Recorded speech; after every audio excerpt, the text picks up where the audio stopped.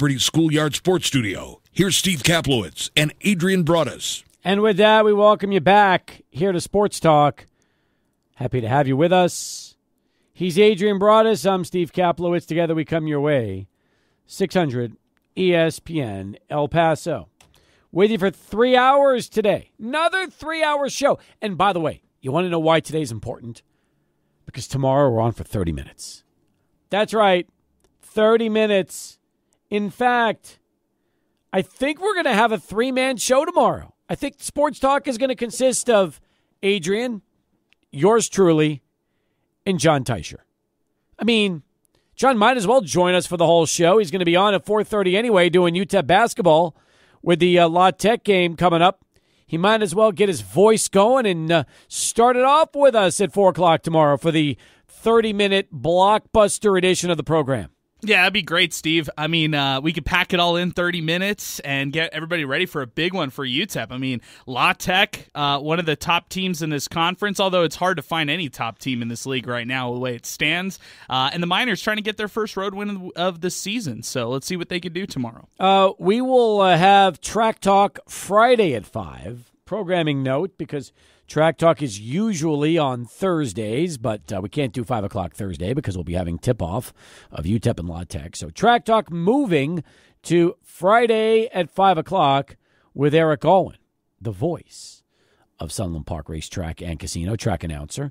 Somebody you had a chance to join last week on the very special radio interview, which is also on Zoom. Yeah, that's right. And in fact, things are heating up out at the racetrack. Steve, we're right around the corner here from the Derby. Last week featured all the thoroughbreds. It was Thursday, Friday, the big slate of races. It led up to a big one on Sunday. So, yeah, I think as the weeks come along, the racing intensifies out at Sunland Park Racetrack. And so it's always great to catch up with Eric Alwyn here on a weekly basis. No, I agree with you. So, again, we'll have that for you coming up on Friday at 5 o'clock. Lines ringing in. Wow, look at this.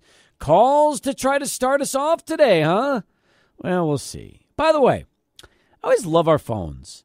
I love how there's 2 lines ringing, and then as soon as Adrian tries to answer it, there's 1 line ringing, and now there's no lines. It's always great. I always feel like we're being faked out by these phones. Right, we are. And sometimes it happens to us all the time on Miner Talk. We think it's on the first line. It's actually the second line, and then sometimes they just hang up. So, yeah, maybe that one right there was accidental. Okay. Anyway, we've got a lot to cover on the show today. Jaffe will join us coming up here in just about 15 minutes from now to talk a little baseball and beer on the show. We'll talk Cooperstown with Jay. This is the one time during the year where Jaffe pretty much takes over the national spotlight because he is the preeminent expert on the Hall of Fame. He has his own metrics, JAWS, as part of BaseballReference.com. So we'll get to Jay's conversation today and ask him about the trio of Hall of Famers. Be great, Steve. There's a lot of I think the takeaways from yesterday, right? Because we saw some of the names be voted and actually start to improve their stock as far as their Hall of Fame value. Maybe they were on the 6th time, the 7th time, or there were other guys who just have stayed stagnant and haven't really increased their votes coming in to the Baseball Hall of Fame. So it'd be great to get his perspective on what has changed. We talked about guys like Carlos Beltran yesterday. What happens to him next year? Same with Andrew Jones. So it'll be great to hear from Jay Jaffe. And by the way, for those of you that believe that the Hall of Fame is watered down, it's been watered down forever. I mean, it's not like this is anything new. I mean, Harold Baines got in for crying out loud. I always liked Harold Baines, but I never thought about him ever as a Hall of Famer. So if you think about the Hall of Fame now, people are saying, well, it's the Hall of Very Good. I mean, define it, because the immortals are guys like Babe Ruth, Ty Cobb, Christy Mathewson, Walter Johnson, Ted Williams, Mickey Mantle, Lou Gehrig. I mean, those are the immortals, all right? But you can't look at anybody today and say, well, they're going to be an immortal. I mean, it's just the way it is. The game's different now than it was 20, 30, 40, 50 years ago when you looked at certain players of yesteryear and looked at them as really the all-time greats. And the fact is, now that we measure greatness differently than we used to, because you got to remember, in the old days, how'd you measure greatness? 300 wins. You had a certain number of strikeouts, 3,000 strikeouts, 500 home runs, and then there was, the number 3,000 hits, 300 career batting average. Those were the markers of greatness. And then all of a sudden along comes metrics where you say, well, wait a minute. You could be a 200-game winner, but as long as you look at your other analytical data, hey, you might have just been a bad luck pitcher and you've got 200 wins, but you should be a 300-game pitcher. I mean, think about this, a 300-win pitcher. Guys years ago, pitchers, you were required to not only start games but finish games. That was the idea. Guys had 25 complete games, and they would throw 1,000,000 innings till their arms fell off because they didn't throw as hard. And you know what? I mean, a lot of those guys didn't get injured, not like they do today. That's because they didn't work out like they do today. I mean, look at Babe Ruth. He was fat. He ate hot dogs and drank beer in dugouts during games. Yet, he had 700-plus home runs in his career. He is the ultimate, baseball god, and he doesn't look like one. He's not built like the guys today, but who cares? That was baseball back in those days. So it's so difficult to compare the game from all of these eras because the game has changed. It's evolved. It really has. And if you love baseball, look, the one thing that's the same as this. You still have to be able to hit a baseball, and you got to be able to throw a baseball. That hasn't changed. Everything else about it has, but the basic fundamental rules are still the same. You throw the ball, you hit the ball, you run around the bases, you try to score. That hasn't changed, but everything else around it has. So, for people that are saying, well, baseball's not what it was, of course not. And guess what? In the 50s, they were saying, well, baseball's not like it was in the 20s. And in the 80s, they were saying baseball's not like it was in the 50s. So now we look at the game today and say, it's not like it was in the 90s. You're right. It's not. It's changed in a big way. So that's why when you're looking at the Hall of Fame, you must review based on your contemporaries that are currently playing the game today and how you measure their skills. And you might look at, Todd Helton and say, well, he's a great ball player, but I can't look at Todd Helton the way I looked at, I don't know. For example, you could throw anybody out there. You could look at any type of first baseman that played the game over the years and say that they're not the same. Well, that's true. They're not the same. They're different. Just because the game has changed and it's not what it once was. So, that's my biggest take on it. He's saying, well, Todd Helton's not Lou Gehrig. Well, nobody was Lou Gehrig. Lou Gehrig was in a league of his own. Although Albert Pujols was pretty close. Pujols is probably the closest thing to an old-time great like we had back in those days because of what Albert was able to do all those years. Yeah, once in a generational type of talent, really. And you could say year over year, Pujols was the top 3 player in his prime, right? I mean, and what he was able to do with the Cardinals and winning and contending for World Series year over year for what he was able to do at the plate. I'll say this though, Steve: the analytics, the nerds, they're probably the reason why guys like Scott Rowland gets into the Hall of Fame. And you can compare Scott Rowland to Adrian Beltre, guys who really played around the same time. Beltre was such a better player than Scott Rowland, yet both of them are in the Hall of Fame, and both of them play that position. Rowland's defense is what helped get him in. And the analytics propelled them there. Nerds like Jaffe got him in. Let's be like, I mean, let's just put it. He's all about the stats, all about the analytics. That's right. Hey, I'll say this for those nerds who put out all the stats, they've changed the game. Not in just in the sport of baseball, in basketball too, in football as well. Teams are incorporating these analytics that they're getting, the advanced analytics on their side, and incorporating it into their game plans. But I'm going to ask Jay during our conversation today, if analytics never came into the game, and we measured players the same way now like we did 30, 40 years ago, what the Hall of Fame would look like in his opinion. I'm so curious to get that answer. It'd be probably more inclusive. I would agree. So we'll do that coming up on, plus we've got Jeff Erickson, Adam Teicher in the 5 o'clock hour. And then also in the 6 o'clock hour, we're going to give you a little La Tech preview from our buddy, and that's going to be...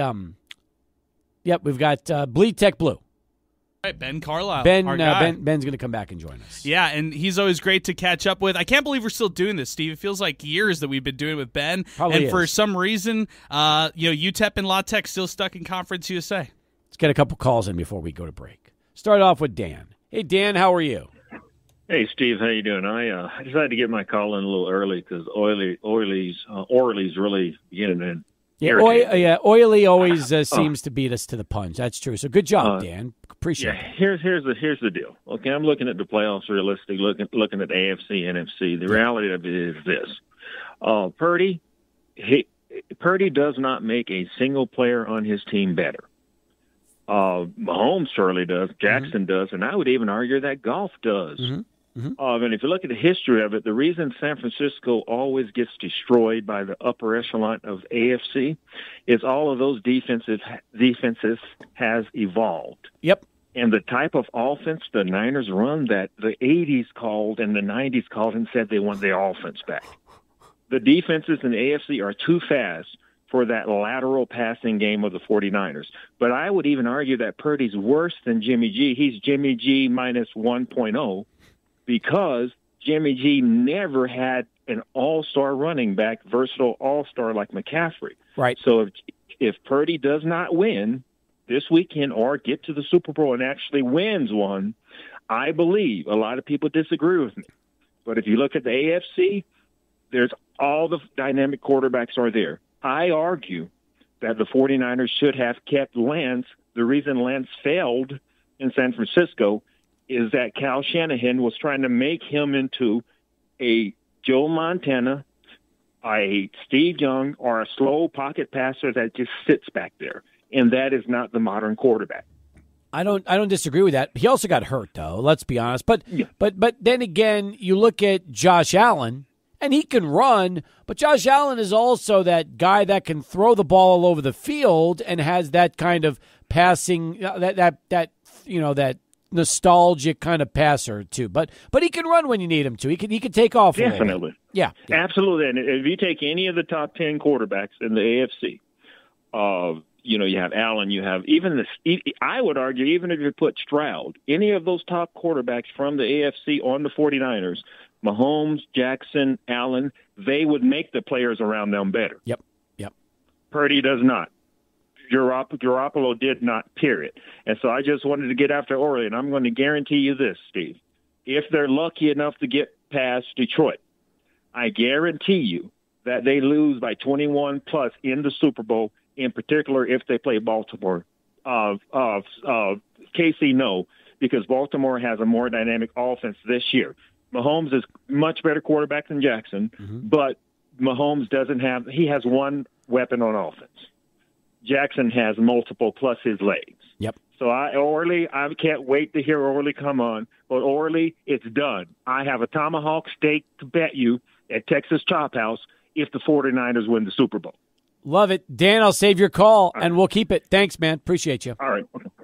16 past as we continue. I know I've got Gator Richard hanging on, but Gator, I got to get to Jay. So give us a call back later in the show. We'll bring you on. Let's go to Charlie 1. He's got a traffic update for us. And then Jay Jaffe next, 600 ESPN El Paso. Here on Sports Talk. Time to talk a little baseball and beer with our man, Jay Jaffe. Writes for Fangraphs. In fact, he's got his newest article up today which is a candidate-by-candidate look at the 2024 Hall of Fame election results. You can check that out right now at Fangraphs.com. Welcome back to the show. And I know yesterday is your favorite day of the year. It's Hall of Fame Day.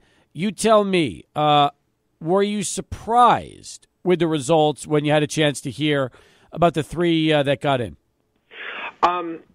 I think I was pretty much prepared by the time that the announcement came down that we would get those three names. I had hope going into yesterday that we would get four, with Billy Wagner being the fourth. But it seemed like the late breaks just weren't going his way, and so I had to prepare for that eventuality that he wasn't going to get in. When I sat down to pre-write my article, though, I had contingencies for 2 candidates getting in, 3 candidates getting in, and 4 candidates getting in, at least at the top of the article. It's amazing to me that a guy who really was, you can make an argument, the most dominant left-handed closer in the history of the game is still not in Cooperstown. Well, the big issue is volume. I mean, he only had 903 career innings, and that's fewer than any of the other closers who are already in Cooperstown, and that's an obstacle for some. And people have a good point when they say, why are we recognizing this guy when you've got an Andy Pettitte or a Mark Burley or name another pitcher who pitched 3 or 4 times as many innings and had a lot more value in terms of wins above replacement, but isn't in. I get those arguments, and I understand them, and I think still, to me, Wagner was the very best or near the very best of, among those who were doing the relief job, and that deserves to be rewarded. But it's not by any means a unanimous viewpoint within the BBWAA. That's true. That is very true. Before we talk about the winners, the guys that were into the Hall, and I shouldn't say winners, but the Hall of Famers, I'm gonna throw this at you, okay? And this is I don't know if anybody's ever brought this up to you, but I'm just curious. Let's just say that in 2024, we still measure Hall of Famers based on the traditional Hall of Fame metrics, okay? 300 wins, automatic Hall of Fame. The strikeout mark, you could talk about saves, although really relievers were never that big of a conversation piece years ago. Hitters, 500 home runs, 300-plus better batting average, 3,000 hits, so on and so forth. If those marks were being the still being used, and we did not have metrics, analytics, Baseball Reference wasn't around, and stats never came along like they have today, what do you think the Hall of Fame would look like with the contemporary group of players? Do you feel like most of these guys would fall short of Cooperstown if we were still measuring the way we did for all those years? I think it would look very different. I mean, I think what we've seen, especially over the past decade, first of all, the PED stuff has kept a lot of guys out, but we still, from 2014 to 2020, the writers elected 22 guys, and some of them were guys who probably in the past would not have gotten in, guys like Larry Walker and Tim Raines and some of those guys. And then there are probably some guys that would have gotten in that haven't. Maybe we'd see a Torrey Hunter in there or a Jimmy Rollins if we were doing things the old way, quote unquote. Mm-hmm.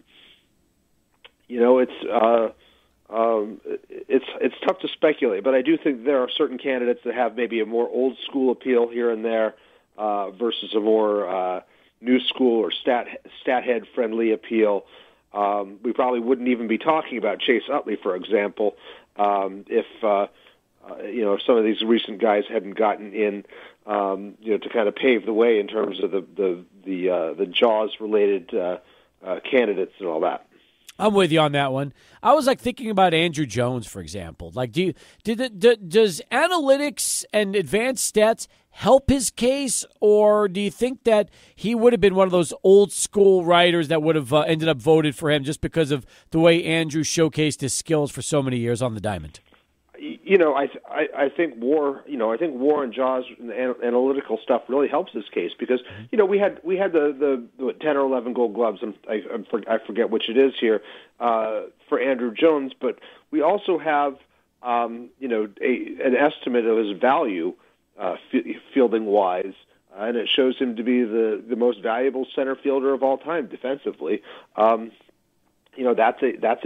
an important distinction, and I think before WAR, we were kind of squinting and saying, well, yeah, I guess that kind of adds up here. He was good at this, and he was great at that, and maybe that's enough. I mean, Omar Vizquel would have been in 2,700 hits and all those gold gloves and whatever, and a batting line that looked vaguely like Ozzie Smith. Yeah.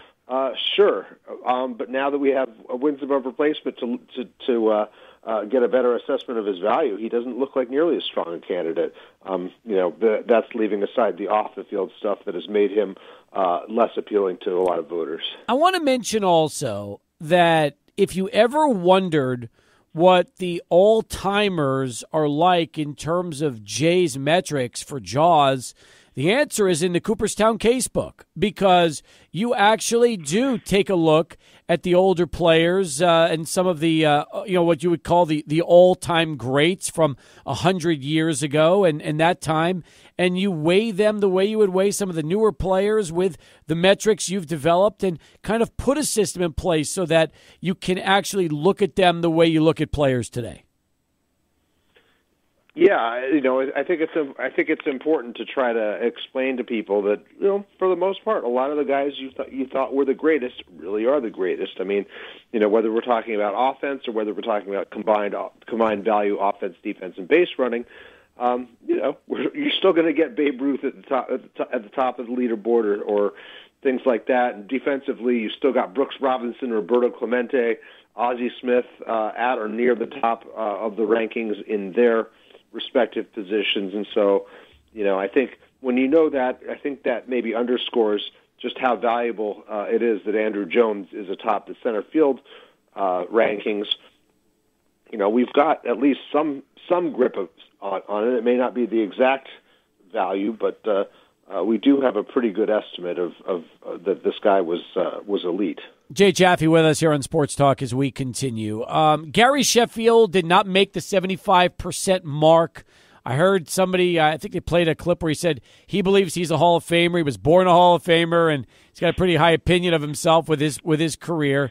And Jay, the toughest thing, I think, with guys like Sheffield and players like this is that, their offensive numbers are a product of the period of time, the rumors swirling around, and the truth of the matter is we'll never truly know once, until they all get in, which of these guys in Cooperstown from that era really did take PEDs and which ones didn't. And the difficult thing is that certain guys have been rumored and things have swirled and it's hurt them. And yet there's other guys that maybe they did, maybe they didn't, but they weren't nearly as much of a focal point during that period. And they might be in the Hall of Fame right now in Cooperstown.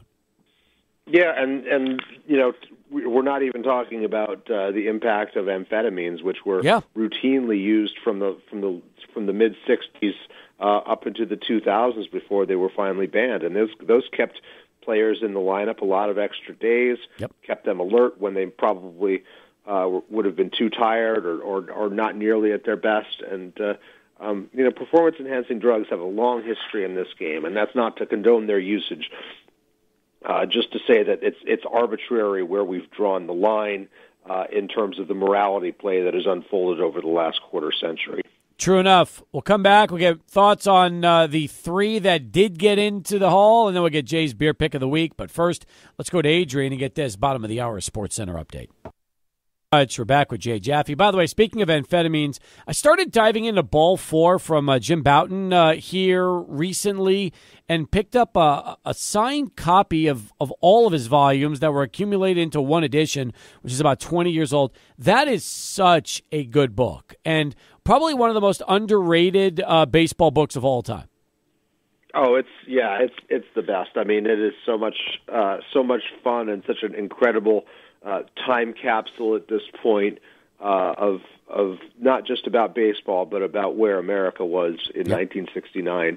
I had the pleasure of actually meeting Jim Bouton when that volume was first came out It's called Ball 4, The Final Pitch, and it includes his Ball 5 and Ball 6 epilogues and a whole lot of interesting stuff surrounding it. If you like that, there's a really great bio of Boughton by a Philadelphia-based writer named Mitchell Nathanson that kind of gives you more information about the conditions under which it was written and how it was edited and things like that. Really nice job. But I love that book. I've read it. I don't know. I've lost count of how many times I've read it. It's great. I believe it. As far as the class of 2024, we already know that Jimmy Leland got in prior to this, but let's talk about Adrian Beltre. I guess if there was ever anyone that you knew was just going to get in on the first ballot, it would be Beltre. Left off of 4.9% of the ballots, yet here is somebody who had just a terrific career from start to finish. Yeah, I mean, he's somebody who has great appeal to those who are looking for old school metrics, 3,100 and something hits, 477 home runs. As for the advanced stats, he's fourth in JAWS and second in fielding runs at third base behind only Brooks Robinson. Very widely respected player within the game and beloved by the fans for his antics on social media. That stuff like the moving the on deck circle and the head games he'd play with Elvis Andrews when they were playing next to each other with the Rangers. Just a really easy choice for the Hall of Fame. I thought he would end up with a top 10 percentage because he'd gotten all but 2 votes from among the 218 that were published prior to the election. Didn't quite come out that way, but still it's the second highest percentage for a player born outside the U.S. And if that sounds hyperbolic, consider that when he retired, he had the most hits of any player born outside the U.S. When Todd Helton first appeared on the ballot, didn't seem like he had a chance and you know what to get in. Are you amazed that 5 years later he finds himself in Cooperstown? I am amazed that it happened as quickly as it did. I thought we could get there. I thought it would take 8 or 9 years initially. Larry Walker certainly paved the way for him. Larry Walker needed 10 years for people to understand the Coors Field effect and all that. Although, to be fair, he was also on some of the most overstuffed ballots that we've ever seen with like Barry Bonds and Roger Clemens, et cetera, et cetera. Helton only caught the tail end of that, whereas Walker was kind of languishing for half of his time on the ballot in the shadow of those guys. But, I think people came to understand that we could adjust for Coors Field and that Walker did have something going for him besides just that bat. He was an excellent defender and very good hitter when he was away from Coors Field, too. So I'm glad voters came to appreciate that, and it's nice to see somebody rally from what's now the second lowest percentage of any first-year candidate ever to get elected by the writers. I was a little surprised Joe Mauer got in on his first ballot. And I know he moved to first base towards the end of his career and was really kind of under league average for that position because he didn't have much power. Yet he was such a great catcher. And did things that few catchers were able to do. It's just that he's one of those examples of guys that switched positions and was never really able over those last 4 or 5 years to replicate the power numbers, Jay. And he was never a huge power guy to begin with. But I'm just I didn't think Joe Mauer was going to get in on the first ballot, so that one surprised me a little bit. Yeah, I mean, it going in, there've only been 2 catchers who've gotten in on the first ballot from the writers, and that's Johnny Bench and Ivan Rodriguez. So nobody really thought it was a likelihood, but I certainly made the case for him and talked about the way that the writers had really kind of blown it time after time when it comes to these guys. I mean, Yogi Berra needed 2 ballots. We're talking about a 3-time MVP and 10-time champion. I don't know what a guy has to do beyond that. Carlton Fisk retired with the record number of games caught. Gary Carter needed 6 years. He's number 2 in JAWS behind Johnny Bench. It's kind of ridiculous. So I'm glad that people understood just how good a catcher Mauer was. I mean, his credentials are unique. The only 3-time batting champion among catchers. The only one of 2 catchers to lead the league in on-base percentage multiple times. The only one to win a slash stat triple crown. That's leading the league in batting average, on-base percentage and slugging percentage in the same season. Did all that. He won a few Gold Gloves, won an MVP award, was part of some very, very good Twins teams that unfortunately kept running into some very, very good Yankees teams. And, it wasn't all Mauer's fault. He didn't do great in the postseason, but it was hardly his fault that they couldn't get past the Yankees even once. It seems like Carlos Beltran and Andrew Jones, along with Billy Wagner, all have terrific opportunities to get into Cooperstown here in the next few years. Yeah, I mean, next year is going to be another fun ballot. We've got Ichiro Suzuki and CC Sabathia and Felix Hernandez reaching for the first time. Those holdovers, including Billy Wagner, are going to have to battle for space. I think Wagner will get in. Beltran and Jones certainly have, they've crossed the 50% threshold. Jones has crossed the 60% threshold now. Everybody who's gotten to those points has eventually gotten in, with the exception of Bonds, Clemens, and Schilling. The thing about both of those guys is they may have some impediments in terms of, hard caps on their support. If there are people out there who still believe that the sign-stealing involvement is disqualifying for Bonds, or who believe that Andrew Jones's arrest for domestic violence in 2012 is disqualifying, that's gonna slow their progress down. And I think particularly with the latter, he's only got a few more years on the ballot. We'll see. But Beltran has 8 years. Well, there'll be some turnover in the electorate over the course of that time. So I like his chances. I do too. I think we all agree Ichiro is a slam dunk. I'm just interested to see how many ballots Ichiro appears on in his first year. Yeah, I mean, I think he's probably got a shot at. He's probably the only candidate I can think of who has a real shot at unanimity, just because he was such a beloved player. Which is not to say he's the single best candidate coming around, but there's just getting to 3,000 hits despite not debuting stateside until age 27 is incredible, as is the streak of 10 straight All-Star appearances and 10 straight Gold Gloves to start his stateside career. Just a wonderful player. I'm not going to predict unanimity, but if anybody besides Mariano Rivera has a shot at it, it's him. I agree with you. Okay, a lot more Hall of Fame coverage from Jay at Fangraphs.com, so look for that in the coming days as we continue. How about beer pick of the week, Jay? We going with your old favorite this time of year. Oh, I got a good one for you, Steve. New craft beer, new neighborhood for me. Okay. The craft beer store there stocks one of my all-time favorites, and that's Harvesttown Old Engine Oil, a Scottish craft stout that is as black as black gets. 6% ABV.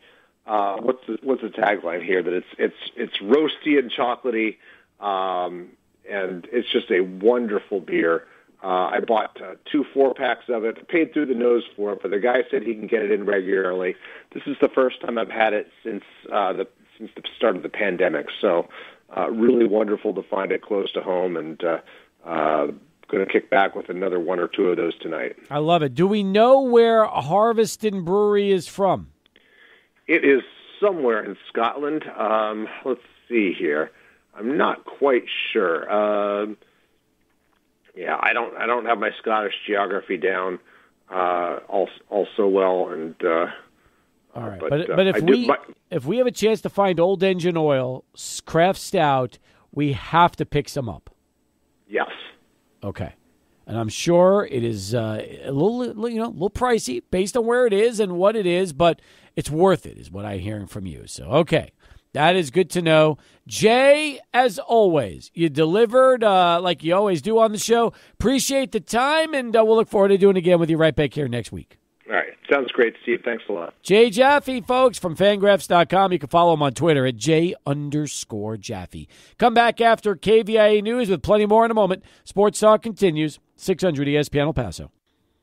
All right, 10 in front of 5 as we continue here on Sports Talk. 505-6009. That is our telephone number and the easiest way to get right on in and through to the program. In fact, Speaking of getting through, let's get right back to the calls and go to Domingo, who joins us next on the lines. Domingo, what's happening, man? How are you? How are you, Cappy? Well, today is the day. America Bravo. And you know who's going to win. America! Puro America all the way, baby. And yes, there's going to be a lot of America fans at the Benito tonight. Are you going to be one of them? Yes. Sorry about that. Yes, I am going to be one of them. I'm wearing my jersey right now. I'm about to leave Juarez in a little bit. But yes, I'm one of those Americanistas. What do you call, by the way, you tell me, is this for you one of the biggest sporting events you will attend all year?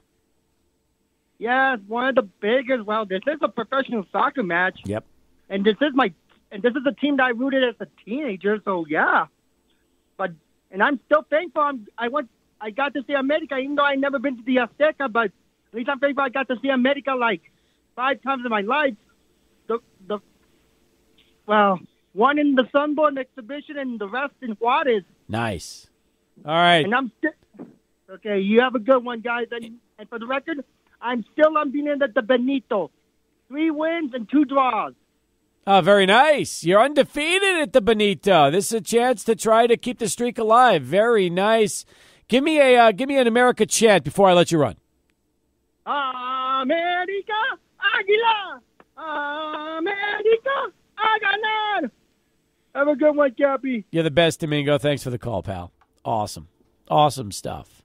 That is one excited Club America fan heading out to the Benito right now to get ready to go check out FC Juarez and Club America, and clearly one of those matches that so many fans get excited about. Yeah, I could tell you one FC Juarez fan of our own, Alberto Reta. He's probably going to be heading out to this match as well, and I know he's been talking about this match as well. He actually put up an article, 600ESPNElPaso.com, talking about the fan experience and how to really be involved in FC Juarez. So go check it out. Definitely check that out. I saw that. That is, by the way, I like when you get a story like that, which gives you a little guidelines about how to really enjoy yourself across the border watching FC Juarez play. Yeah, and he even broke it down by like what food to get. He was saying how like the Wendy's burger is the way to go. He was saying how you bucks feast. You could even feast for less than $15 out there. And he was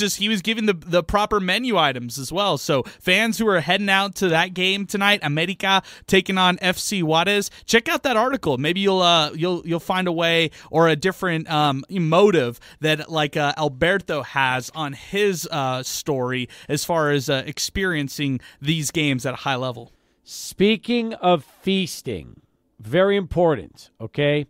And that is Friday, 10 a.m., another Broken Egg Cafe, dining deals, a chance to enjoy a $50 gift certificate for just $25. Now, we were there this morning, had a chance to meet the staff. They were terrific.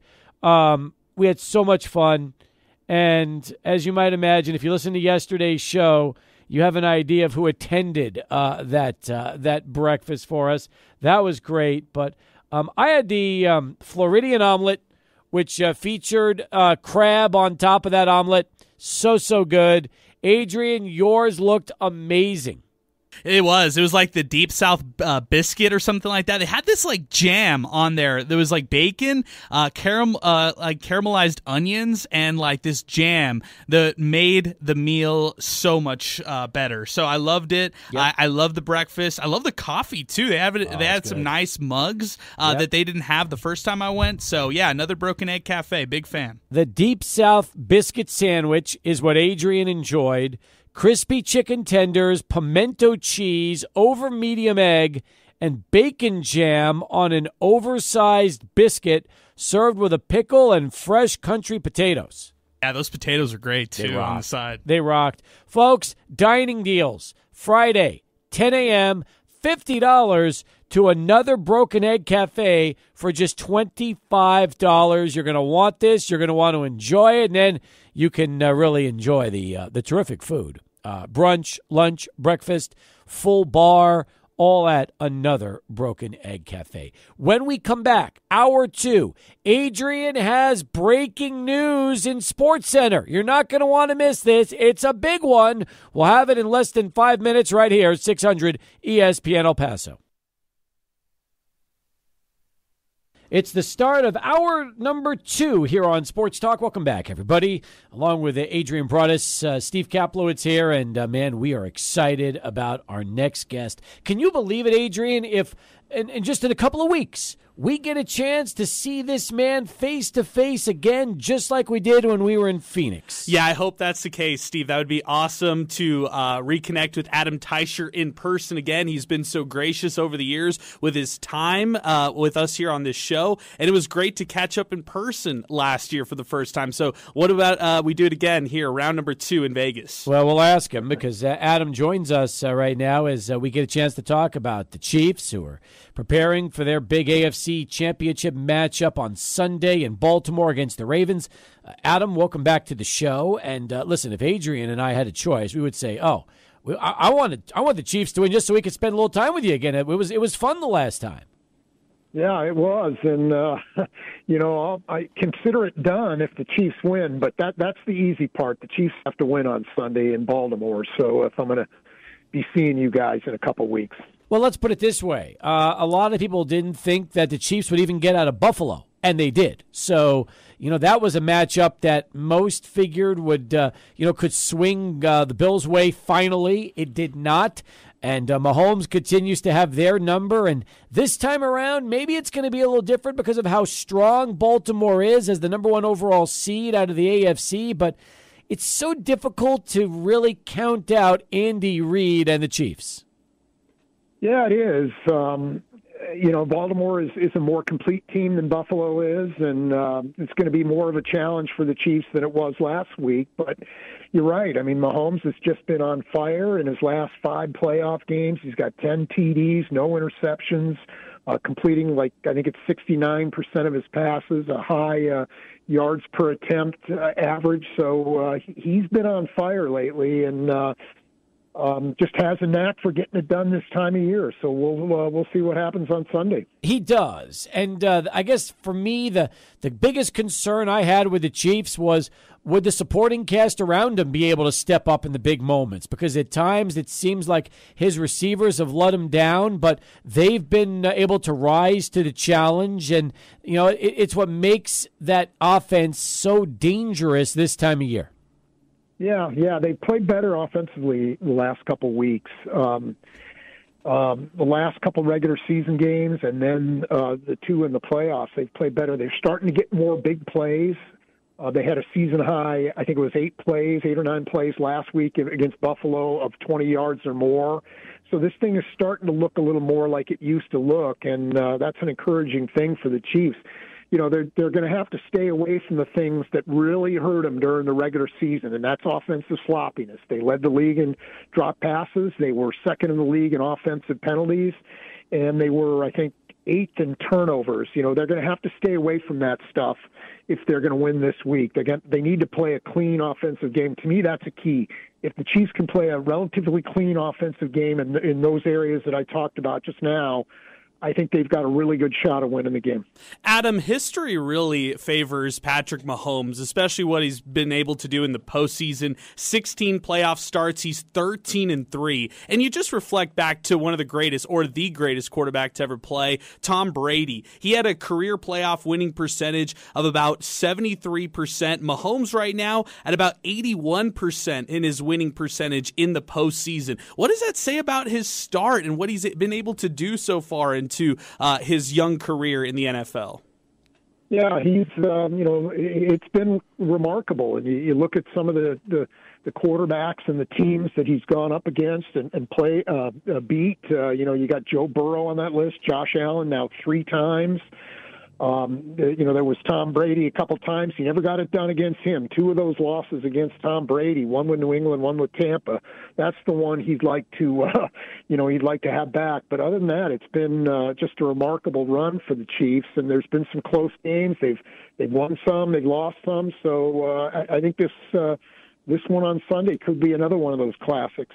We're talking with Adam Teicher, who covers the Chiefs for ESPN.com here on Sports Talk. And, we've talked about the Chiefs' offense. I'm interested to see in their defense how they try and slow down Lamar Jackson. Is it even possible to slow him down, considering he's just as much, if not a bigger weapon when he's running with the ball versus when he stays in the pocket to throw the football?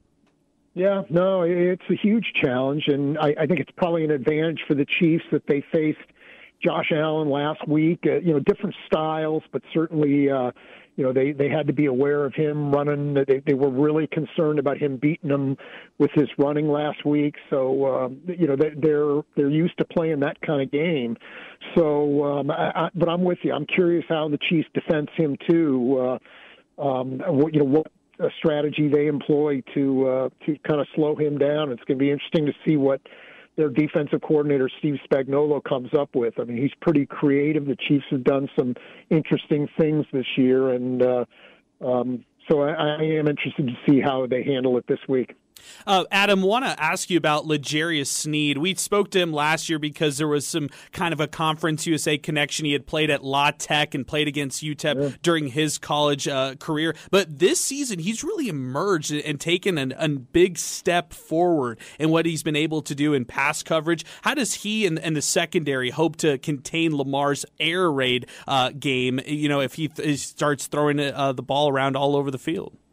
Yeah, Sneed's been a key guy for the Chiefs this year in that their sort of defensive, what they've been able to accomplish on defense. They were second in the league in scoring defense this year, and he's been a big part of that. The Chiefs have used him to travel a lot with the opponent's top receiver, and he's done a really nice job. I mean, you're talking about a who's who of the great receivers in the league right now, guys like Tyreek Hill and Justin Jefferson and Christian Kirk and just a number of other guys.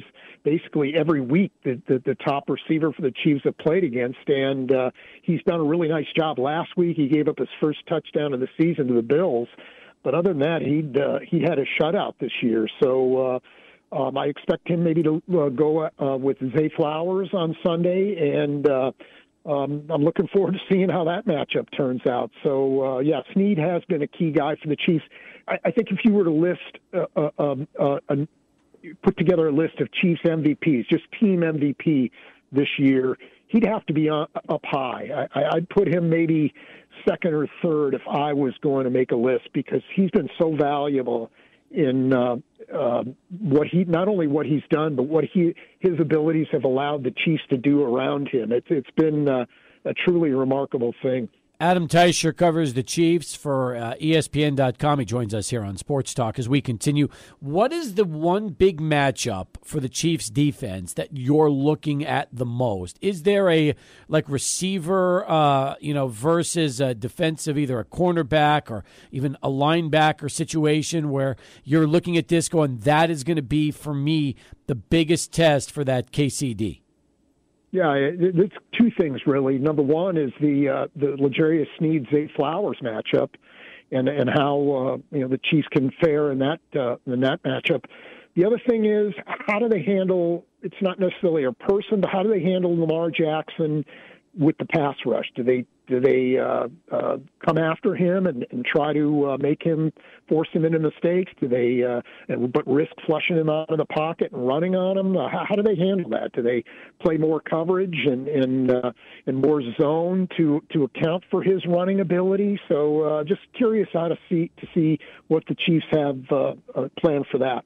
This is the first time ever that Jackson and Mahomes will face off in the postseason. It's also the first time in NFL history that two NFL MVP quarterbacks under the age of 30 will go against each other in the playoffs. So there's a lot of firsts in this meeting. And I know we talk so much about Buffalo and KC and Allen versus Mahomes and how that matchup has been played out the last few years, but we could be seeing a lot of Kansas City versus Baltimore in future playoff rounds.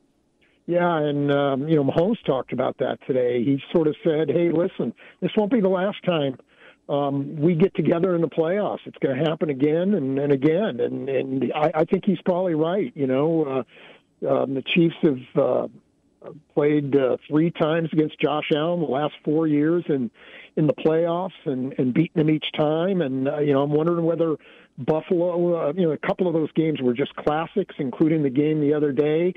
But I'm wondering whether Buffalo's time, their window is starting to close here. Maybe they're going to be, I don't know that we're going to see another Josh Allen, Patrick Mahomes playoff game anytime soon. But Lamar Jackson, I think the window is still open or going to be open for a while for Lamar Jackson and the Ravens. So I think Mahomes is right. I think this is the first of maybe several playoff meetings between Jackson and Mahomes. How do you handicap Andy Reid and John Harbaugh, 2 of the best in the league at what they do? Yeah, and you look, they're certainly familiar with one another. Harbaugh used to coach for him with the Eagles way back in the day, so they know each other well, and they've had some interesting games over the years. The Chiefs and the Ravens have. So I think this is going to be one of the stories of this game. Who has the advantage? Who wins the X and O battle? I think a lot of Reid as a play caller and Steve Spagnuolo as a defensive coordinator. So I always feel like the Chiefs have a chance in that matchup, the coaching matchup going in. But Baltimore's got a veteran group that has done a great job this year. So that's another intriguing part of this game. Adam, with Joe Thuney right now, as you and Adam Schefter reported, it's kind of trending like he is not going to be playing on Sunday. And then you look at Isaiah Pacheco, the starting running back for the Chiefs. He's also he was sitting out of practice today due to a toe injury. How does that impact the Chiefs moving forward? Yeah, I think Pacheco will play, but you never know until he gets out there exactly how healthy he's going to be. So that's something to watch for. He has become such a big part of what the Chiefs do offensively, and their running game is just not the same without him. And he's had almost 100 yards in each of the 2 playoff games, and so the Chiefs really need a healthy Pacheco, no doubt. Now, as far as Joe Thuney goes, I don't think he's going to play. And, that's a loss for the Chiefs. No other way to put that. He led the league in pass block win rate among offensive linemen. There were no linemen, regardless of position, did any better than Joe Thuney did. So that's good. The Chiefs have a guy they really like to take his place in Nick Allegretti, who has started some games for them in the past and is probably a step up above your normal backup guard. He's a pretty good player who could start for a lot of teams. The Chiefs have 2 great guards, Joe Thuney and Trey Smith, so he doesn't have the opportunity here, but they have a great center, too, in Creed Humphrey. So Allegretti doesn't have an opportunity to start here normally, but he's a good player, and I think the Chiefs will be okay there. Adam Teicher with us here on Sports Talk. What do you think? High-scoring or low-scoring game? I think it's going to be more high-scoring than people think. I mean, you look at the Ravens and the Chiefs, these are the 2 top-scoring defenses in the league. Baltimore was 1, Kansas City was 2, and you're thinking, okay, we're going to have a 17-14 game. But I don't see that kind of game developing with Lamar Jackson and Pat Mahomes. I think it's going to be a little more high-scoring than that. So I don't know that it's going to get in the 30s for each team or anything like that, but it's not going to be in the teens for each team. I'm pretty comfortable with that, saying that. All right. And as far as the other game goes, Detroit and San Francisco, I asked your brother about this. I mean, it's kind of fun because you both grew up in Michigan before you moved out to Southern California. So do you have some personal feelings towards the Lions making this run? Yeah, I went to college back there too at Michigan State, so I really would like to see the Michigan team make the Super Bowl. Those fans have really suffered for a lot of years. I think the storylines would be great, whether it's the Lions and the Ravens or the Lions and the Chiefs. So I would personally love to see the Lions win, and I think they've got a chance. To me, the key is Deebo Samuel for the 49ers and how healthy he is. I mean, if he's anything close to 100%, I like the 49ers to win that game. But if he's not, I think the Lions have an excellent chance to win that thing. So I can't wait to see that one as well. All right, I picked Chiefs and Lions, the ultimate Adam Teicher dream matchup. So we will see if that happens. Love to see it. We would too. And as always, great insight. And we hope to get a chance to spend a little time with you in Vegas here in a few weeks. All right, great stuff, guys. I'm looking forward to it. He's Adam Teicher, covers the Kansas City Chiefs for ESPN.com, joins us here on Sports Talk. Come back with more in a moment right after Charlie 1 and this traffic update. All of our guests here on Sports Talk appear via the Longhorn Distributing Hotline. For 30 years, Longhorn Distributing has provided top-of-the-line detail products at fair and competitive prices.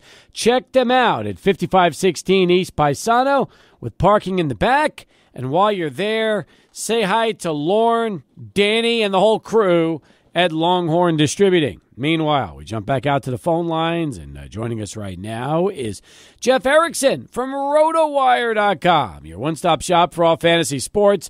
We've got a ton going on at RotoWire, including the fantasy baseball draft kit. That is now up and running, and it's important that you get the draft kit online because they are no longer publishing hard copies. So, Jeff, another good reason why the website should be your one-stop shop for all fantasy sports.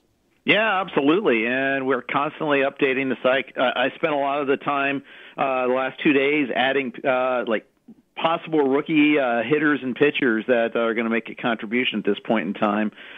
Trying to figure out what Paul Skeens is going to do this year when he's had 6 innings of professional ball, but it could be like Strasburg where he gets the early call anyhow.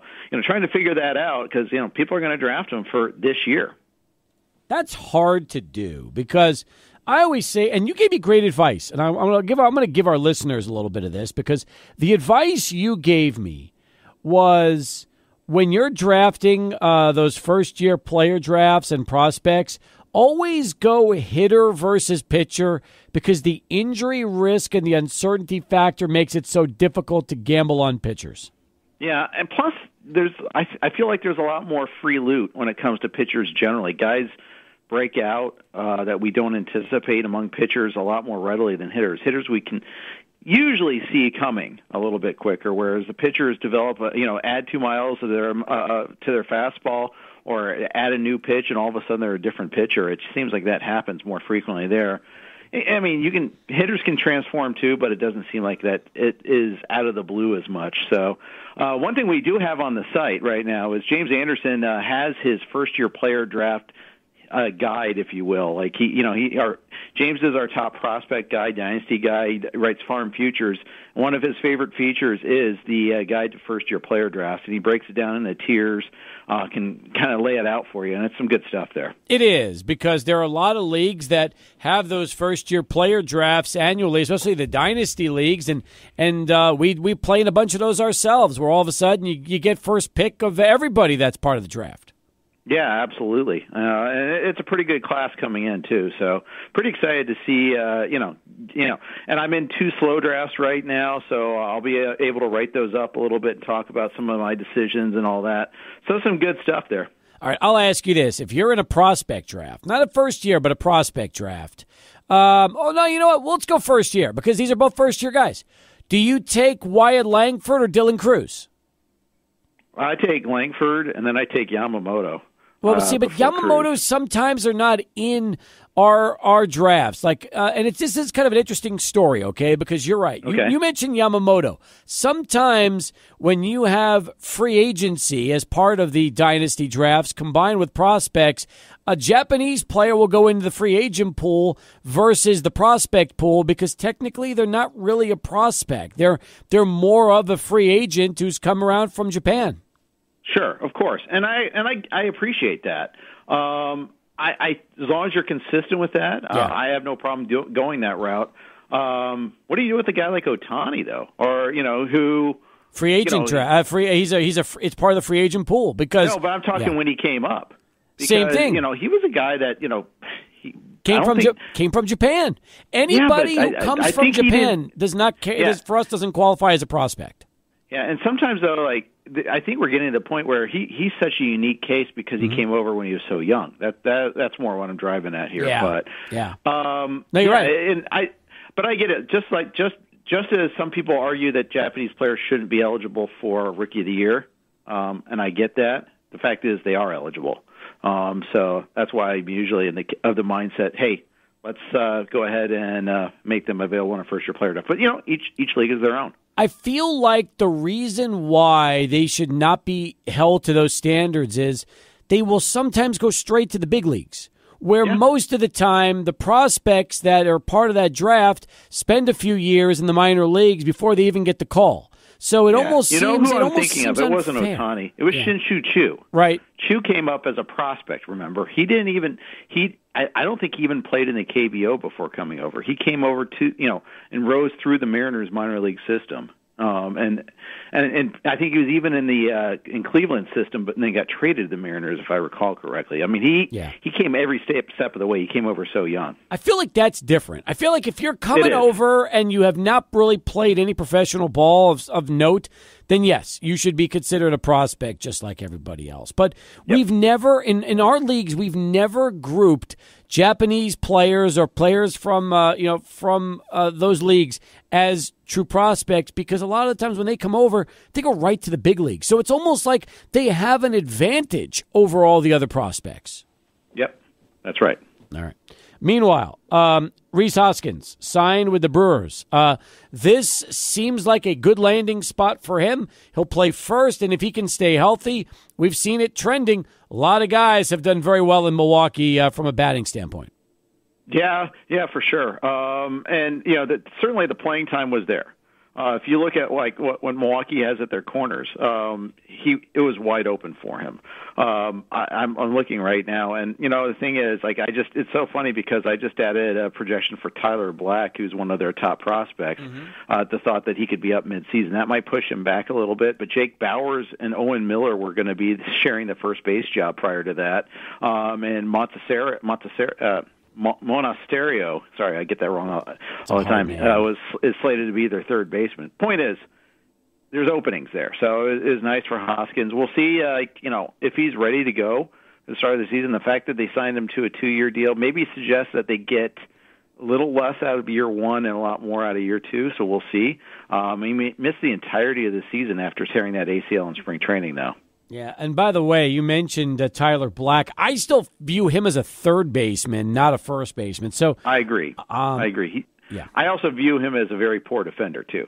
He's a second baseman turned outfielder turned third baseman. So we'll see where he lands. Well, the interesting thing is now I'm looking at RotoWire's depth charts, which is another great tool and feature on the websites. We should plug that as well.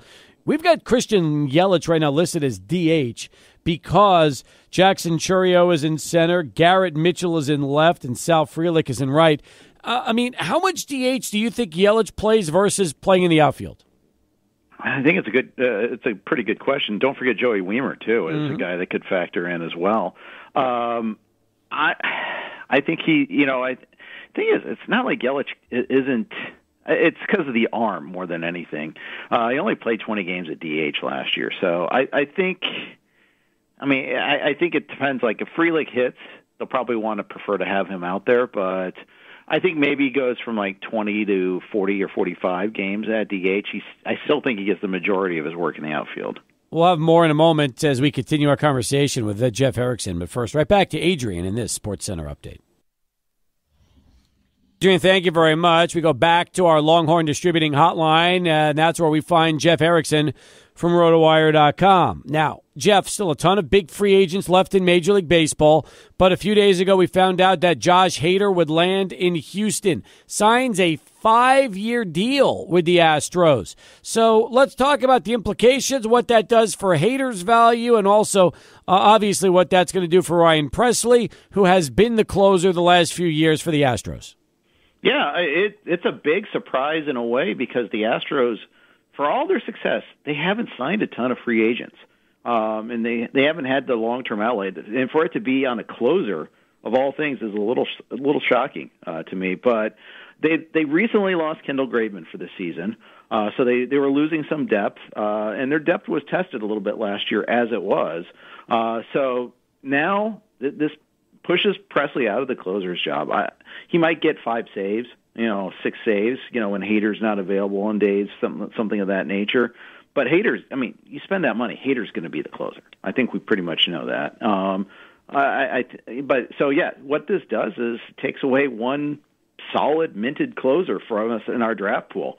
We were hoping like Hader would land on a team that might have been a little less settled back there at the back end of the bullpen, but I think that, it obviously evaporates a lot of Presley's value. And in deeper leagues, 15-team leagues or draft and whole leagues, you're still going to be drafting Presley. But in your standard 10 or 12-team mixed leagues, it pretty much takes Presley off the board, till maybe the end game. But so that's just adds a little pressure to get a closer to us. And usually in spring training, 1 or 2 guys are going to get lop it off the top. I feel like the closer pool is a little deeper this year than it's been in other years. I've been trying to avoid the push of spending an early pick on a closer. I'm doing a slow draft right now, 15-teamer. We're through halfway through 5 rounds. I'm through 5 rounds at least. And I've avoided that nudge. But as I see guys go off the board, it's getting a little tantalizing there, a little frustrating. And, we'll see what happens with that. But I want to wait for closer. I always want to wait, but this adds a little pressure. We still have a lot of good names left in the free agent market. I'm a little surprised that here we are late January, and again, there's a ton of good names available without teams right now. We have a Cy Young winner still out there on the market. We do. That's crazy. Think about that. And what other year would a Blake Snell still be out there? That is wild to me. Absent collusion. Or absent a lockout or something like that. Cody Bellinger's still out there too. Those are 2 massive names. Well, if Blake Snell's been offered 5 years and $150 million by the Yankees and he turned it down, I'm interested to see really what he's looking for when it's all said and done. Yeah, and that's a good point. He may have to bring his demands down. We'll see. I'm always skeptical of these claimed offers and turned down because there can be framing involved. Remember the Bryce Harper free agency discourse where, the Nats reportedly, offer them this massive sum, and then it turns out, it's 75% deferred. It's like, okay, yeah, you offered it, sort of, not really. And if it's that much disturbed, then if it's that much deferred, then you're looking at the actual true long-term value is worth a lot less. Meanwhile, let's switch it over from baseball to football. And the big story right now, Jim Harbaugh leaving Michigan, going to the Chargers. What's your initial reaction to that news? I think we've seen this, it's been forecasted, and it's interesting to see that the rumor actually was true for once. But, I think it's going to be a pretty good match. I think wherever Jim Harbaugh goes, they win. Whether or not he can get along with everyone in the long run, that's a different story. I think he kind of wore out his welcome in San Francisco, but his team's won there.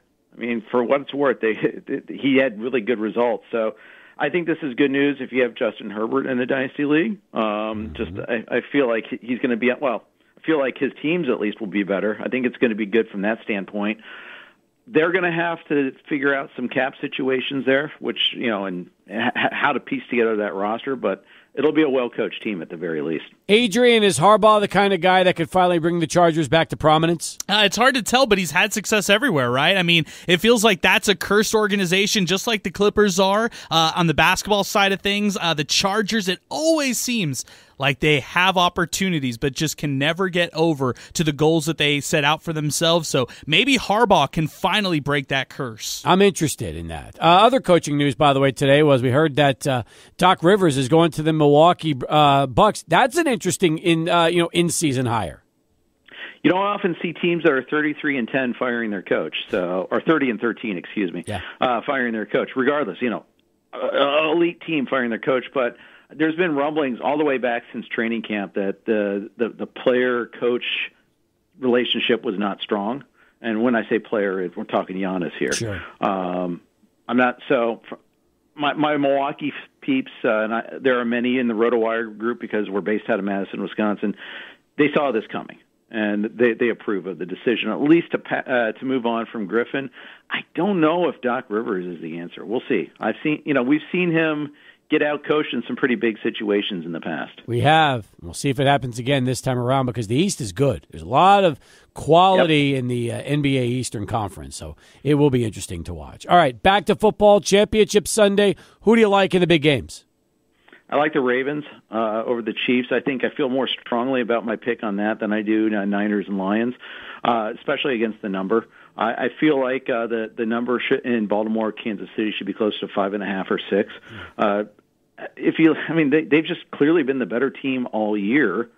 They're more than 1 point better than the Chiefs, and I say 1 point because the standard home field advantage is worth 2.5 points, and the line's 3.5. So I just think they've been better than that all season against the Chiefs. Than the Chiefs. They're the healthier of the two teams going in this week. That wasn't the case last week for the Chiefs versus the Bills. I think it's going to be a tougher road to hoe. I know it's kind of crazy to go against Mahomes and Andy Reid for that matter, but all this time, all these games have been in Arrowhead, so I think it's a little bit different this time. So I like the Ravens side of things. I think that I really think this Baltimore defense is one of those inner circle good defenses, and I think they're going to make life tough on the Chiefs. When did home field go from a field goal to 2.5? I feel like it's been the last 3 or 4 years, maybe 2 or 3 years. I think 3 is more. I think we think it's been 3 longer than it has because round number. It's the amount of a scoring. It's the amount of a field goal, and so thus it's a magic number betting wise. But in terms of the actual advantage, I think it's been closer to 2.5 for a few years, maybe since COVID. Okay, that's good to know. And by the way, you do like San Francisco on the other side. I like them to win, but not cover. I don't have a whole lot of conviction behind that. Detroit's a little bit, is banged up on their offensive line, but the Niners are missing Debo potentially. And let's face it, when Debo has been out earlier this year, that's when the Niners went on their 3-game losing streak. Got hurt early in that game against Cleveland. A nasty game in the rain, and that has a lot to do with that game as well. Jake Moody missed the field goal at the end and all that. But then they lost at Minnesota on Monday night, and they lost at home to Cincinnati the week after that. I think it's a big deal if Debo doesn't play. All right. If my wishes come true and the Chiefs and Lions play in the Super Bowl, remember you heard it first on this show. Okay. All right. I went 4-0 last week. Not to say I can't go 0-2 this week, but I did go 4-0 last week in the division. That would be my mom's perfect Super Bowl, by the way. She's from Michigan, big Detroit, grew up in Detroit, and now they live in Kansas. My parents live in Kansas, so those are the two teams she certainly would be behind, would be really happy about. Well, before we brought you on, we had Adam Teicher on, who covers the Chiefs for ESPN.com, and he said the same thing. He went to school at Michigan State, and he covers the Chiefs. So that would be the ultimate Teicher family Super Bowl if that was to happen. There you go. We'll see. And my mom went to the University of Michigan, too. So wow. Life is good for her right now. It sounds like she's doing just fine. That's for sure.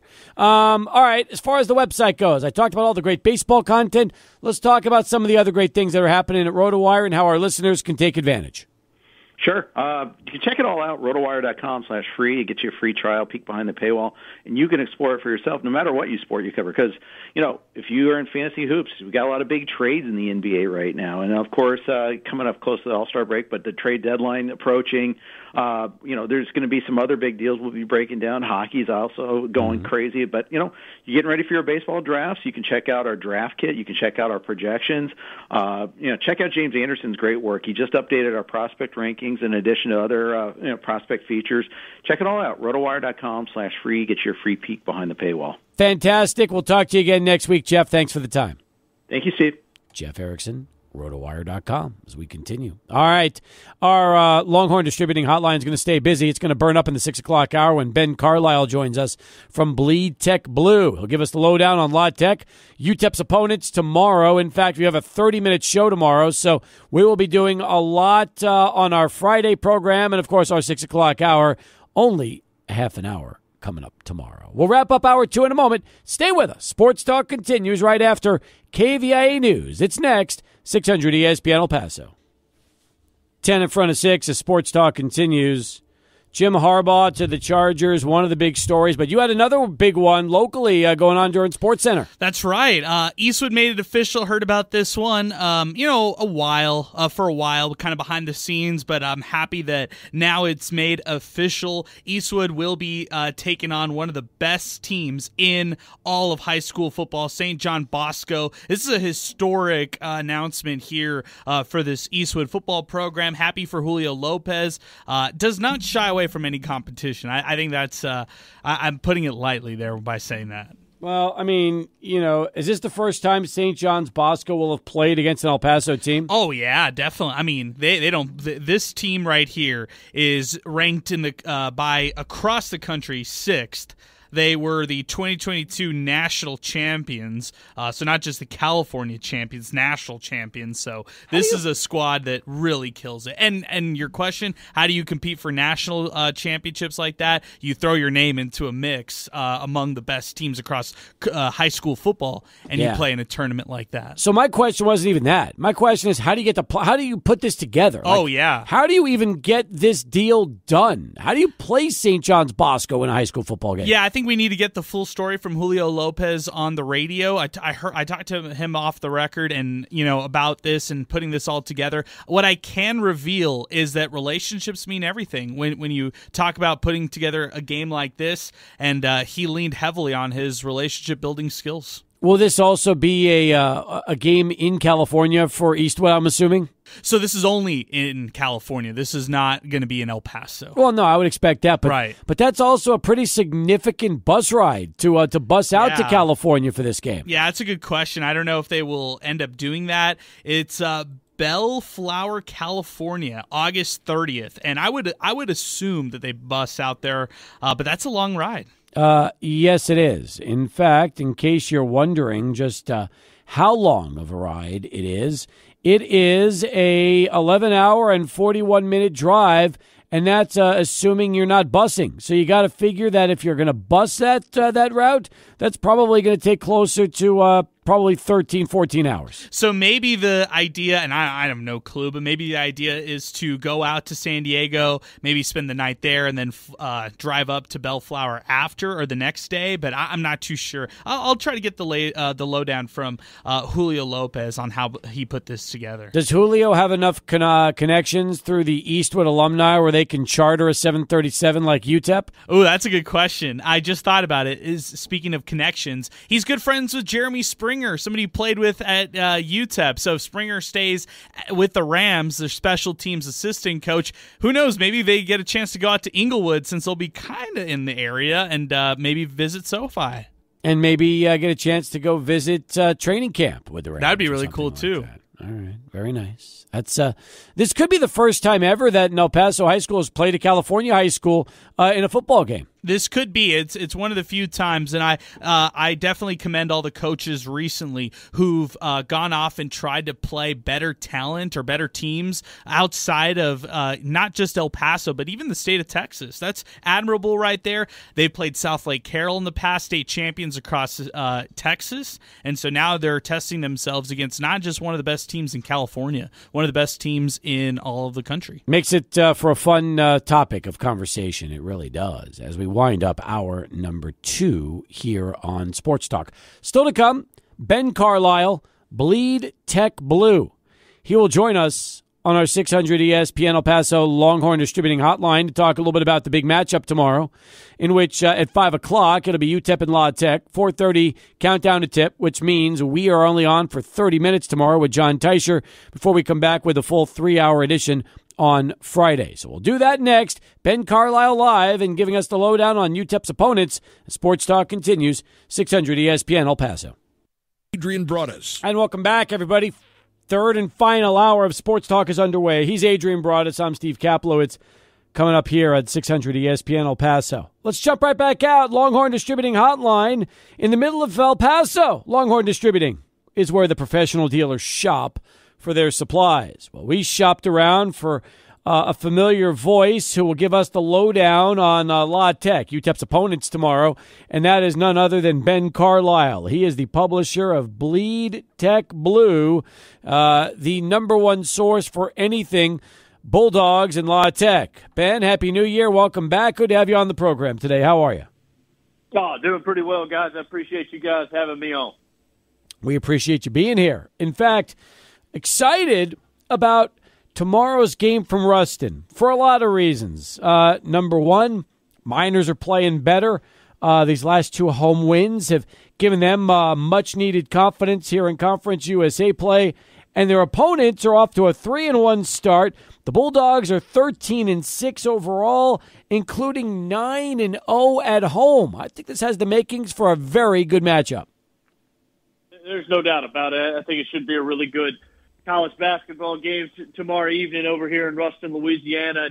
You know, you talk a little bit about this Louisiana Tech team, and I know I was on with you guys probably at a similar time last season where Louisiana Tech had some struggles, and that was kind of a first for the program in quite some time. Finish up 15-18 overall last year in Talvin Hester's first year at the helm of the program, and they made a ton of all-season changes. They add 9 transfers to this roster, and it's really paid big dividends for Louisiana Tech. Like you mentioned, 13-6 overall, 3-1 in conference play. Really doing a nice job, 9-0 at home, and I know they're excited to get back on their home floor tomorrow night after starting conference play with 3 of the first 4 on the road. Now, I want to talk to you about the home record this season because 3-1 and doing that on the road is a big deal. But of the 9 games at home and the 9 wins, have they been tested yet on their home floor? Because I've looked at the opponents they've played, and they didn't have a ton of names in the non-conference season that really jumped out at you. Yeah, I think that's an adequate question. I think that's a really good question. I would say the biggest test they got at home was obviously McNeese State, a team that's 17-2 overall. I think they're have won 12 in a row. Now that's probably been the team that tested them the most in the non-conference. And then you go back, I guess, week to 10 days ago when Liberty came to town, obviously the preseason favorite in Conference USA. And, Liberty led that basketball game, for probably 35, 36 minutes before Louisiana Tech, clawed their way back into it, pushed it into overtime, and ultimately pick up that 80-76 win. And, I'm sure you guys have followed Louisiana Tech from afar, just sharing the same conference with UTEP. And it's kind of a town, or Ruston's a town that when you get into this portion late January into February, if the basketball team's good, you'll start seeing some pretty solid crowds. And that's kind of what we saw against Liberty, like I said, about 10 days ago, and hope to see on this homestand with UTEP and New Mexico State this week. So I want to ask you, Ben, about Isaiah Crawford, because it feels like he's been giving UTEP fans nightmares forever. And it's true. I mean, he's a 4-year, or actually a 5-year player at La Tech. That stuff is unheard of in today's era of college basketball. Not only did he stick around for the coaching change from Eric Conkle to Talvin Hester, but he's really made La Tech his home and found a lot of success in this conference. How much does he mean to the community? How much is it, what played a part in him staying with La Tech all these years? Yeah, Isaiah's had a really, really good college career. I think at times, and you look at, like you said, a lot of guys don't stick around 5 years. This kid's been through a lot. He's had 2 ACL injuries that I think his freshman year out in El Paso, he tore his first ACL. 2 years later, he tore it again, I believe, in the 3rd game of the season. So it's been a long journey for him. I think in his 5th year, we're seeing him start to play the best basketball of his career. And that's not to say that he hasn't had good years in years past. But, you go back to the Jacksonville State game on Saturday, a road game. It's never easy to win on the road. He goes for a career-high 30, 21 of those come in the second half. He had 22 points and 7 blocks against Liberty. He's the heart and soul of this team. You watch him play, not the most vocal kid in the world, but goes out there, takes care of his business on both ends of the floor. And, I actually tweeted out earlier this week, I hope Louisiana Tech fans realize that, you're watching an all-timer, like not a guy that's going to be all up in the stands celebrating with the fans, but night in and night out, he brings it And like I said, he's the heart and soul of this team. And it's been a joy to kind of watch him progress throughout his career. But why did he decide to stay, Ben? I mean, I just want to hammer that one because UTEP's had guys who've stuck around maybe 1 or 2 years. Something will happen. They'll end up leaving. You think that player will stay there for life, but what led to him actually deciding to stay instead? I guess the injuries are part of it, but what led to him actually staying and seeing it out here at La Tech? Yeah, that's another good question that I failed to answer. Yeah, so Calvin Hester was on the previous staff with Eric Conkle. He left for a year, obviously, to go out to Texas Tech before coming back as the head coach. And I think really, it boils down to he really believed in the vision that Calvin Hester was selling. And like I said earlier, last year was a rough year. Like 15 and 18, a team that had some expectations. I think there were a lot of question marks in the offseason. If Isaiah Crawford doesn't come back, if he chooses to enter the transfer portal, kind of where does this program look to as far as a go-to guy on both ends of the floor? But he's bought in completely. Like I said, you get 9 new guys on this roster, and they've done a really good job in just getting buy-in, especially on the defensive end of the floor, because that's where, Calvin Hester, much like Joe Golden, they like to kind of, base, what they're about. It starts on that defensive end of the floor. But Isaiah Crawford, he's a program guy, and like I said earlier, just an all-timer, and I hope Louisiana Tech fans realize that as he kind of winds down his career over the next month or so. Ben Carlisle is the publisher of BleedTechBlue.com, giving us the lowdown right now on UTEP's opponents tomorrow. Daniel Baccio is having a terrific season, almost 15 and 10, averaging per game and 2 blocks to go along with that. I feel like he is going to be a handful tomorrow for the UTEP Bigs. Let's talk a little bit about Baccio and what he brings to the table.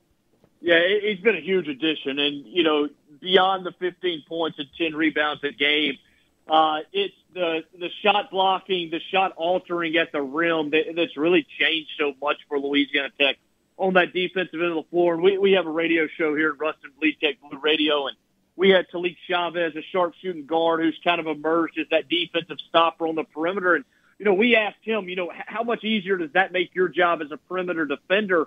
And it allows you as a perimeter defender to get into the body of some guys, knowing that you have a guy back there in the paint that can, like I said, alter shots, block shots. He's just done so much for Louisiana Tech. And I'm not going to sit here and tell you that they're going to give him, 20 post touches like they used to give Kenneth Lofton Jr. That's not the type of big that he is.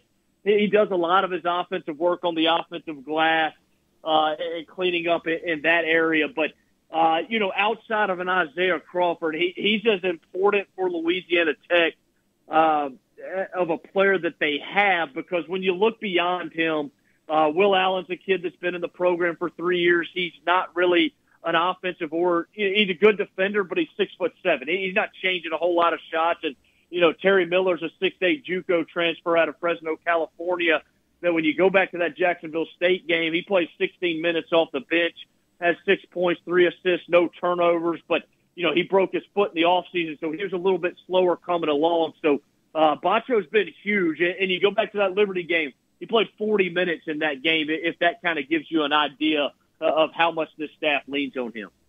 It's so interesting, Ben, because I'm looking at this matchup right now, and Joe Golding has talked all week long about, up to this point in conference play, the Miners have flexed a smaller lineup, but he's talked about all week long about how they might need to go a 2-big lineup approach. But I look at the one loss that La Tech has in conference play against Sam Houston State. The Bearcats, they ran a majority of a smaller lineup in that matchup. Do you think that confuses La Tech a little bit when they go up against opponents who go with the smaller lineup, or do you feel confident in the Bulldogs against any kind of lineup like that, a smaller approach lineup? That's a good question. Jacksonville State the other day, they decided they wanted to play big. They wanted to try to, kind of punish Tech's guards in the paint. And Tech's response to that was Drayvon Mangum and Devin Reed, 2 6'8" long wings come off the bench, and they really allowed Louisiana Tech to clamp down defensively. I don't know, regardless of a lineup, especially if you go small, if Louisiana Tech's going to really change a whole lot as far as what they do. As far as that Sam Houston State game goes, you allow 81 points I believe that was the highest amount of points Louisiana Tech's allowed all year. Calvin Hester said at the time, you score 77 points on the road, you should win. Bottom line, you can't lose a game that you score 77 points.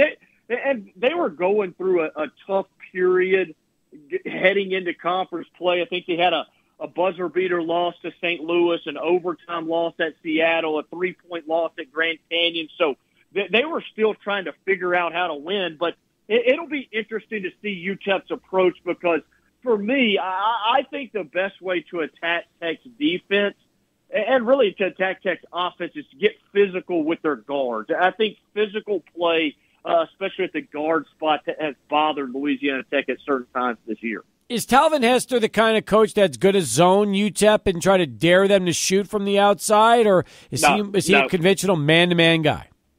He's going to be man-to-man for 40 minutes. They'll press a little bit. It's more of a press to kind of slow you down more than it is to turn you over. But they've been straight man-to-man all year. I would imagine we'll see that again tomorrow night. I think the big thing for Calvin Hester is how do you slow down Tay Hardy? It's like Calvin said, I believe, yesterday in his press conference, he's like, Tay Hardy's an old dog. Like, he's been through Conference USA. He's been in college basketball forever, and he's a guy that goes out and makes shots in big spots. And I think that'll be really the focal point of Tech defensively.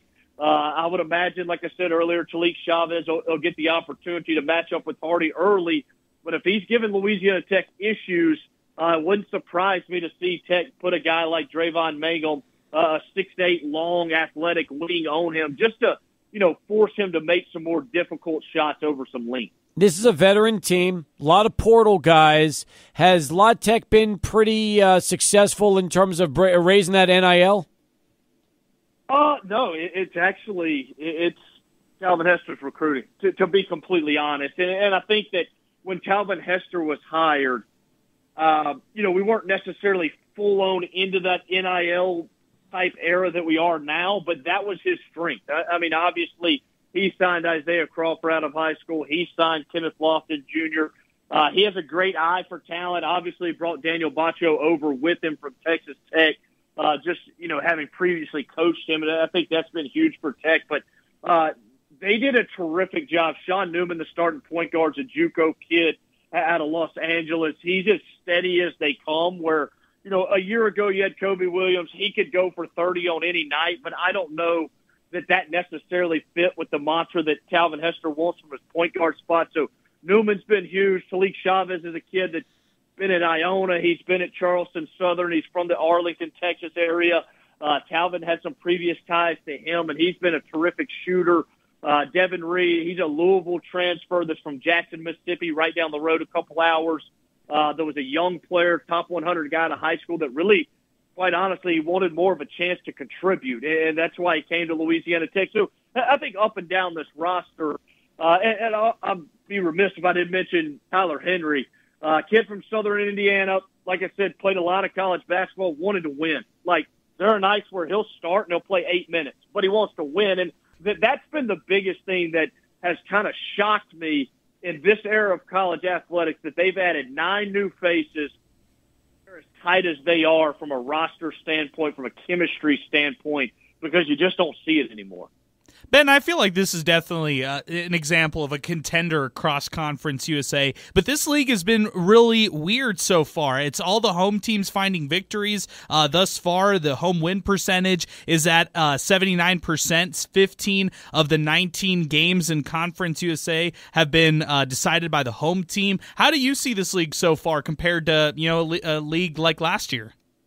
Yeah, I think it's going to be a really competitive league. I think, like you said, the home team has held serve 15 of 19. And in Tech's case, they got 2 of the 4 road wins. Like I said, I think they were the only team in the league that started 3 of their first 4 on the road. So their mantra going into this week is, we got a chance to create a little bit of separation, knowing that we're going to get some home games here coming up, and we got to take care of business on our home floor. But I thought the other night, getting a chance to see Liberty, I still think they're really good. I know they got off to a tough spot.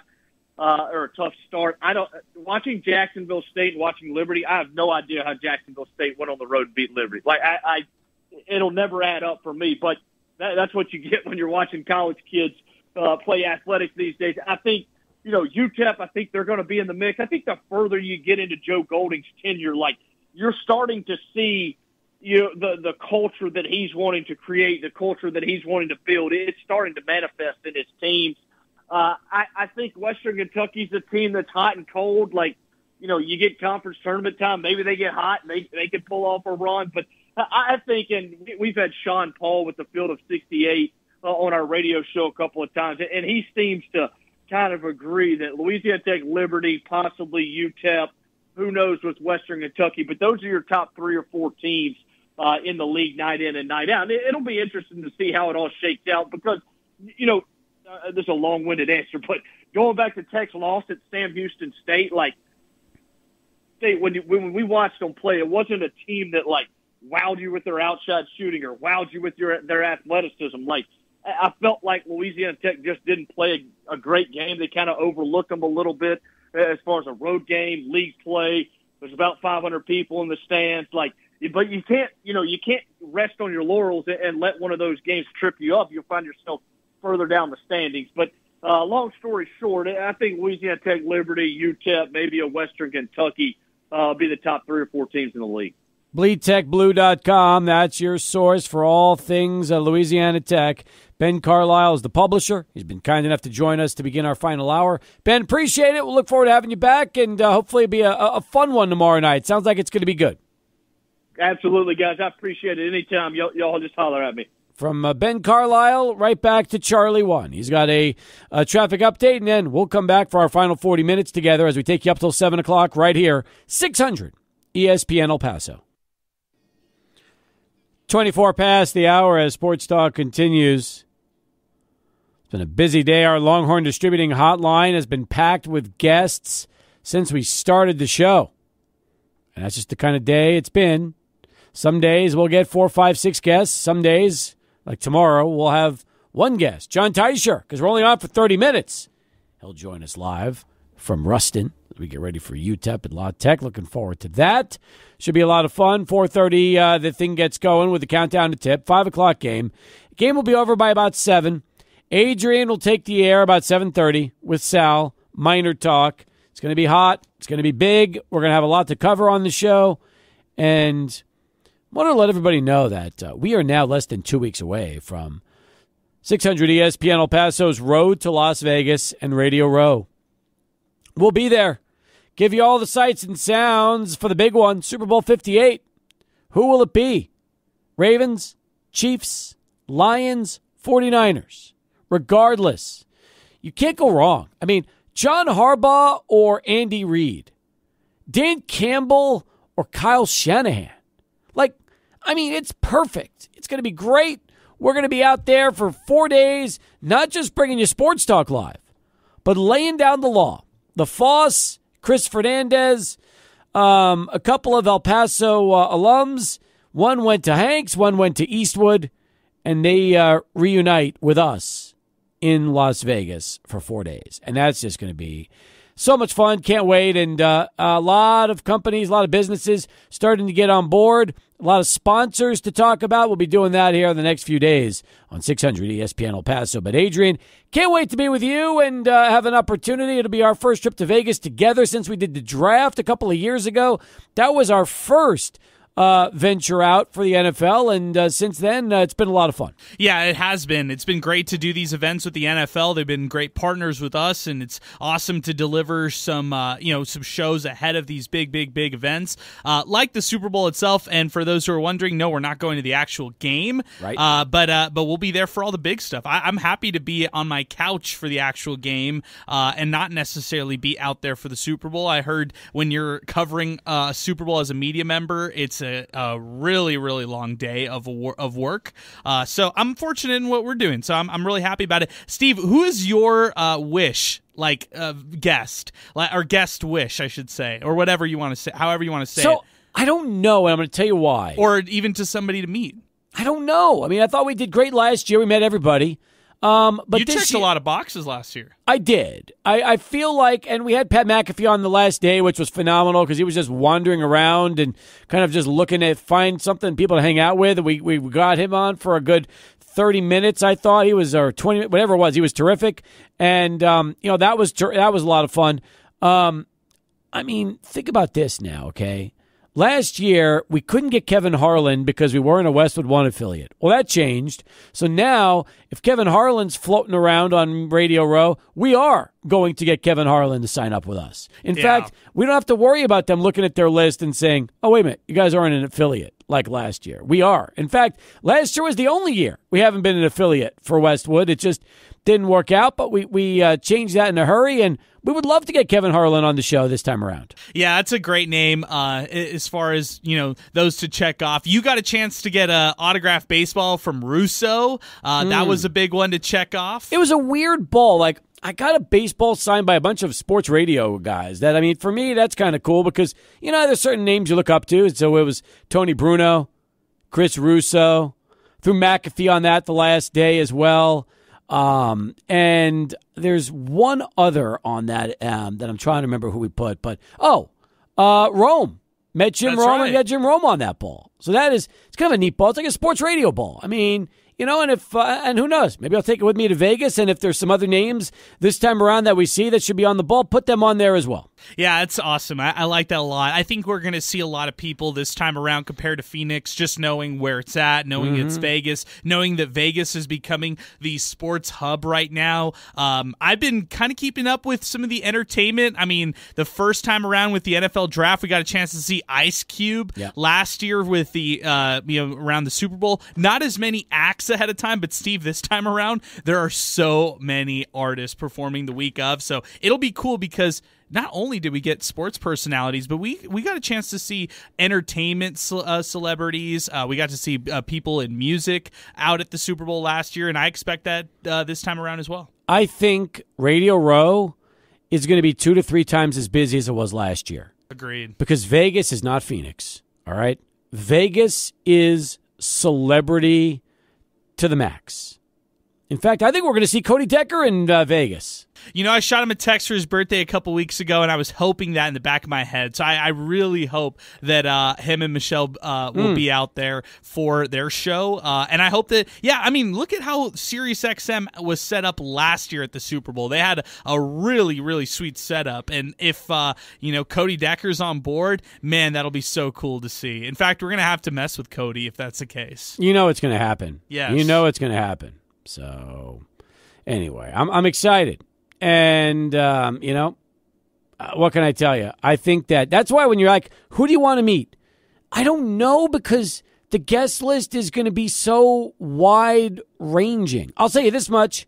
Pretty sure we'll get Dean Cain to stop by on our show, and he'll also be on with Laying Down the Law because he's best friends with the Foss. That's right. Yeah, that's exactly right. I guess if I had, some wishes on my side, it's hard, right? Because last year one of my big wishes was Shams, and I got a chance to see him. Did. So, where do you go from there? In my opinion, Shams is kind of like the guy I love in the NBA, and I love his coverage and what he's able to do. So maybe we do get a chance to see some basketball personalities this time around, not unlike last year, because it's Las Vegas, and they're just going to bring all the sports personalities out. We could have hockey players. Right. We could see that as well because of the Vegas Knights. Boxing. I expect a lot of fighters to be floating around Radio Row, a ton, because UFC and pro boxing and everything else, because that's their hub as well. And a lot of celebrities. You might see a lot of entertainers, singers, actors, actresses, professional wrestlers. Last year, Seth Rollins was by, and we'll see. It's going to be a lot of fun. That's why it's a tough question to answer because I have no idea who's even going to be at this thing. It's just going to be jam-packed. One of the reasons why we're going Monday, we want to get a jump start on everything going on Super Bowl week. Okay, I'm going to throw out a curveball to you in the baseball world. What if we see Ohtani? I don't think he'll do a lot of media stuff, but do you think he'll be around? Do you think he'll just be around the place just knowing what kind of a sports personality he really is? I don't know, because if he doesn't like media and they're all going to go to him, that's a tough one. That's a tough call. That's true. We had Vinny Pasquantino last year. Nobody knew Vinny. Yeah, you're right. Exactly. That's why he probably, was so gracious with his time with us. So I'm just hoping that we see some baseball guys here before they head out to spring training. We got Vinny before he had that season-ending injury, and now he's coming back and has a chance to be a household name for Royals fans. So that'll be fun. Yeah, I wonder also, speaking of people that we could run into, wonder if Showtime himself will be out there at the Super Bowl. I would be shocked if the Jones family is not out in Vegas. Me too. Yeah, they got to go. I mean, especially the way that he closed out the season and how positive that was for the Packers. Yeah, I would expect Aaron Jones to be out there. You expect Aaron Rodgers to be out there? Ooh, great name. He was there. He's been there this week with the Jets offensive lineman. He might just have to stick around, huh? Yeah, I think so. I think they're going to do a live tour because a live media tour at Radio Row because live is opening up that weekend, Thursday, Friday, Saturday, Sunday. So that could also, unlike last year, we could see some golfers this time around. Yeah, there's just going to be a little bit of everybody. I think that's just the key. That's why for us, our guest list, we're keeping most of it on, just wide open because there's going to be so many people there. You just don't know who you're going to get to stop by. You just don't know. Yeah, I'm really looking forward to it, man. I have to be better myself about facial recognition. We figured out some kind of different tactics last year. This year we just have to do it again. All right, we'll work on that. In the meantime, before we give you all those details, let's get back to Adrian. Here he is, one last SportsCenter update. Adrian, thank you very much. 35 now past the hour as we continue here on Sports Talk. 505-6009, our telephone number to get into the show. That's 505-6009.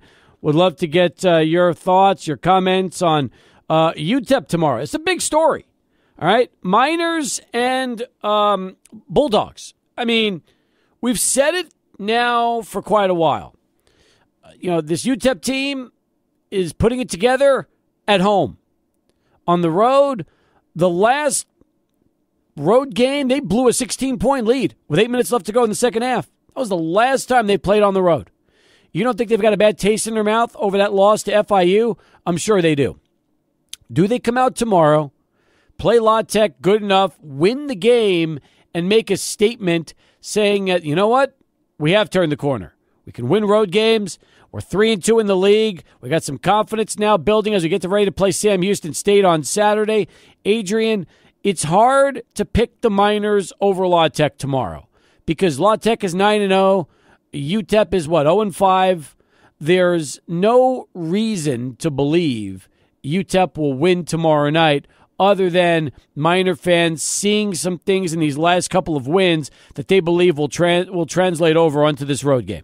Yeah, and I could just go back to our discussion with Ben Carlisle. Like the small ball lineup versus the big approach for UTEP is going to be my key to watch. Like what kind of guys and personnel do they throw out there? What rotations does UTEP stick to? How restrictive does Joe Golding feel with somebody like Zid Powell? Because at times he can save you in games, but other times he turns the ball over at a high clip and it hurts the Miners offensively. In that late game against Western Kentucky, there was actually stretches where Zid did not play on the floor, and then they subbed him in when it was all said and done pretty much in that game. But what I'm trying to say is, how do they manage late game situations? How do they manage rotations throughout the game? Do they sell out and go smaller on an approach for a lineup and try to get more offensive firepower like they've had over the past couple games? Or do they go back to their bigger lineup and throw both Kalu and Solomon out on the floor together? La Tech, 10.5-point favorites over UTEP tomorrow. 10.5 points, Adrian. That's double digits, as Steve Yellen would say. Double digits. And it's a big, big total. So, as much as we're wanting to see UTEP play well and try to win tomorrow against La Tech, the odds makers believe that this game is not going to be close. Well, the nerds don't either. Ken Palm has UTEP losing by 12. 75-63 is what Ken Palm has. They also have UTEP losing to Sam Houston State on Saturday. So I kind of take what Joe Golding said earlier this week, and I believe in what he was saying. I take it and I believe it, that if they get one of these wins on the road, it's big for this team because it shows that they can actually win away from the Haskins Center, and that's something they haven't been able to do really this entire season. Look, Sam Houston State beat Louisiana Tech. They beat Western Kentucky. Those were home games. Then they split with their road trip between I'm sorry, I'm talking about Sam Houston State. My fault. Sam Houston State, I should say. They beat Louisiana Tech. They beat Western Kentucky at home. and then they split with that Middle Tennessee Liberty trip, beating Middle Tennessee on the road by 9, and then they lost at Liberty by 16.